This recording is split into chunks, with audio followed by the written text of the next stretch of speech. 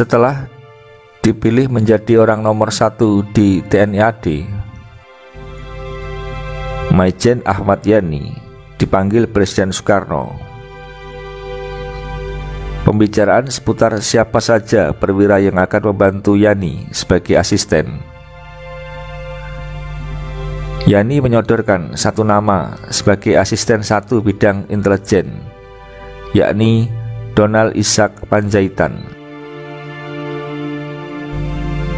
Panjaitan lahir di Balige, Sumatera Utara pada 9 Juni 1925. Karir militernya dimulai pada masa pendudukan Jepang ketika menjabat Sodanko Peta di Pekanbaru, Riau. Dia dibesarkan dalam pendidikan misi Sending dari Jerman sehingga mahir berbahasa Jerman. Panjaitan menjadi atase militer RI di Bonn, Jerman Barat antara 1956-1962. Apakah Panjaitan ini yang pernah menjadi atase militer di Jerman? Tanya Soekarno pada Yani. Benar Pak, jawab Yani. Sesuai laporan dari Khairul Saleh dan Iwakusuma Sumantri, orang ini tidak baik, ujar Presiden Soekarno. Oh, Kolonel Panjaitan ini baik.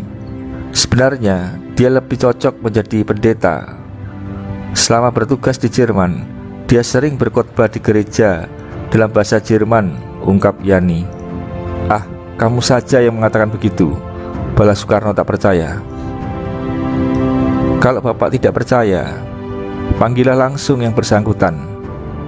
Nanti dia saya hadapkan, ujar Yani mengusulkan. Yani lantas menelepon Panjaitan. Dia menginstruksikan agar Panjaitan menghadap Presiden Soekarno.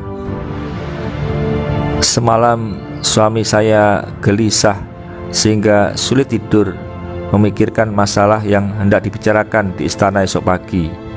Kenang istri Panjaitan, Mareike Panjaitan Boru Tambunan dalam buku DI Panjaitan Gugur dalam Seragam Kebesaran. Dan keesokan harinya pukul 7 pagi Presiden Soekarno menerima Panjaitan di Istana Negara.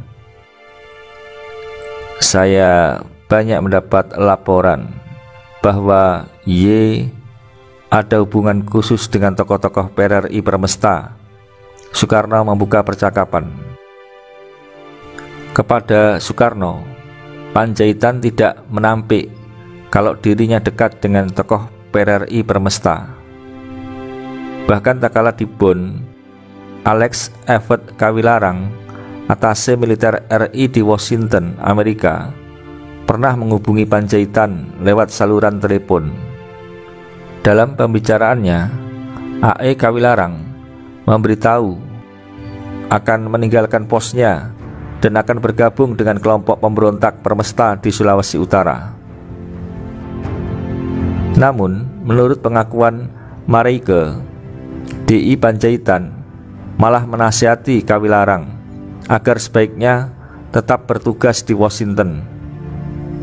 Begitu pula ketika Panjaitan saat menerima Kolonel Ahmad Sukendro, perwira yang dikenal anti komunis di kediamannya di Bonn, Jerman. Rupanya pertemuan mereka ini diketahui agen-agen BPI dan dilaporkan ke Menteri Loyalis Soekarno, Iwakusuma Sumantri, yang kemudian diteruskan kepada Presiden Soekarno.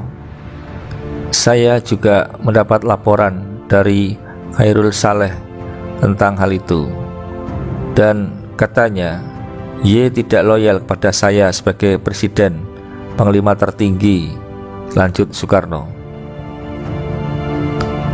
Bapak, saya sudah disumpah sebagai perwira bahwa saya tetap setia kepada Pancasila, Presiden, Panglima tertinggi, dan pemerintah. Sekian, jawab Panjaitan kesal.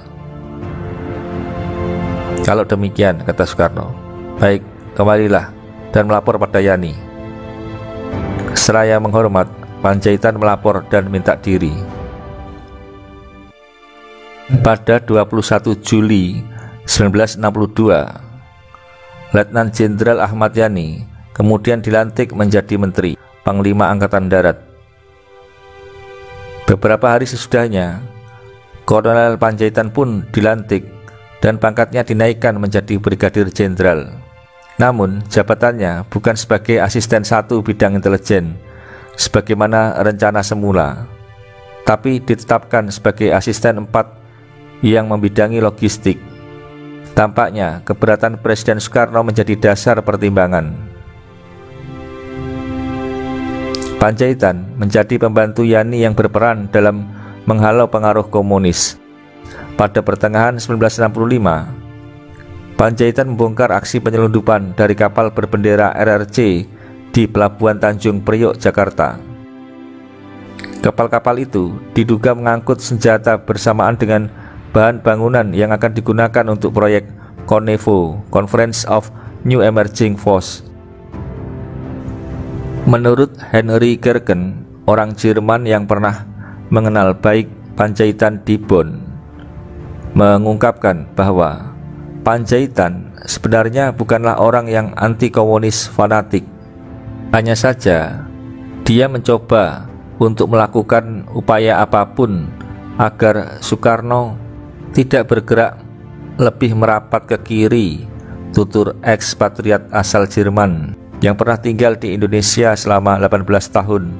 Dalam buku A Magic Gecko, CIA Rule Behind the Fall of Soekarno, peran CIA di belakang kejatuhan Soekarno. Sementara itu, akibat aksi pembongkaran kotak senapan Chung bantuan dari pemerintah Cina melalui Menteri Luar Negerinya, Marsekal Chen Yi, memprotes keras aksi yang dilakukan pihak oknum bea cukai dan anggota TNI AD yang disebutnya melakukan aksi yang tidak bisa dipahami dengan mempermalukan pihak Cina. Dikatakan Chen Yi, pengiriman senjata Cina itu dilakukan secara resmi atas dasar MOU politik antara pemerintah RI dengan pemerintah Cina yang ditandatangani melalui Menlu Subandrio guna membantu Indonesia dalam politik konfrontasi Operasi Dwikora atau Ganyang Malaysia. Yang jelas, akibat aksi itu, nama Jenderal Pandjaitan tak disukai oleh pemerintah Cina, dan pada dini hari 1 Oktober 1965, Pandjaitan menjadi salah satu target dan korban dari 7 jenderal yang gugur dalam peristiwa G30S PKI. Di depan rumahnya, Pandjaitan langsung mendapatkan berondongan tembakan pasukan Cakrabirawa yang kesal karena dianggap mengulur waktu saat akan dibawa hidup-hidup dalam suatu pengadilan rakyat yang dipersiapkan di kawasan Lubang Buaya. Dalam dakwaan pasukan G30S, Pandjaitan dituduh sebagai anggota Dewan Jenderal yang bermaksud akan mengadakan kudeta terhadap Presiden Soekarno.